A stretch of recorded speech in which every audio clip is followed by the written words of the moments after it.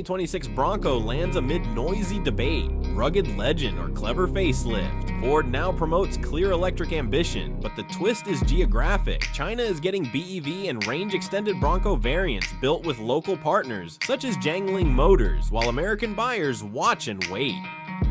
This split strategy forces a blunt question: is Ford prioritizing foreign demand, regulatory alignment, or simply faster volume and lower launch risk overseas? We will unpack each motive. Welcome back. This is a market autopsy, not a press release. We will stitch leaks, official nods, production signals, dealership behavior, and joint venture dynamics to understand why Ford might debut electrified Broncos in China first, and whether those versions will ever cross to the US. Expect evidence-driven skepticism, supply chain analysis, and a straightforward verdict for American buyers deciding to wait or move on. Stay tuned for sourcing and practical ownership implications. The Bronco remains a cultural icon in the US, yet Ford has opened blind pre-orders in China for BEV and EREV Bronco models produced with joint venture partners. Those China models reportedly offer large battery options and long WLTP ranges for certain trims, for example, figures cited near 403 miles. This China-first rollout reflects domestic EV demand subsidies, local manufacturing pragmatism, and production prioritization that can delay US availability even if engineering exists. For years, enthusiasts hoped for a Bronco pickup to challenge the Jeep Gladiator, but multiple reputable outlets reported the pickup project was shelved. Those cancellations reveal how automakers prune projects based on platform reuse profitability and capital allocation. A pickup would have complicated electrification and assembly plans, so axing it signals Ford is choosing where to invest limited capital for electrified growth instead of spreading resources thin. Digital renders and leaked mock-ups of the 2026 update ignited debate.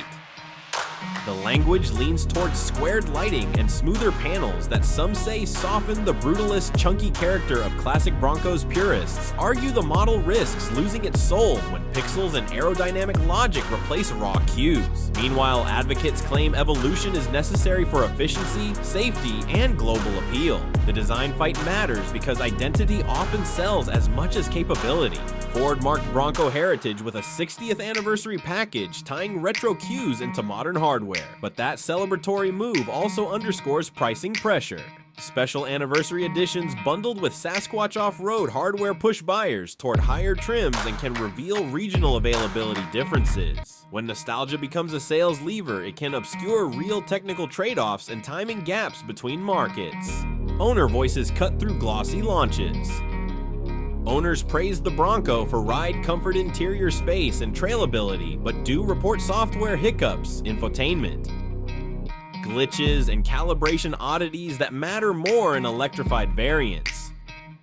The China BEV EREV models emphasize range and efficiency and may receive different off-road calibration, so a Bronco badge could promise divergent experiences depending on local tuning and dealer support. Trail cred is no longer purely mechanical.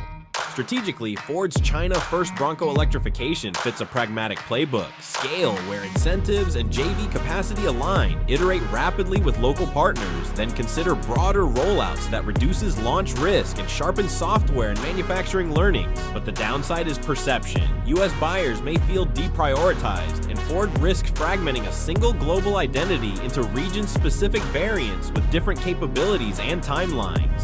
Verdict: the 2026 Bronco remains a bold product statement, but Ford is playing a complex chess game. China gets BEV and EREV offerings early thanks to JV production and market readiness.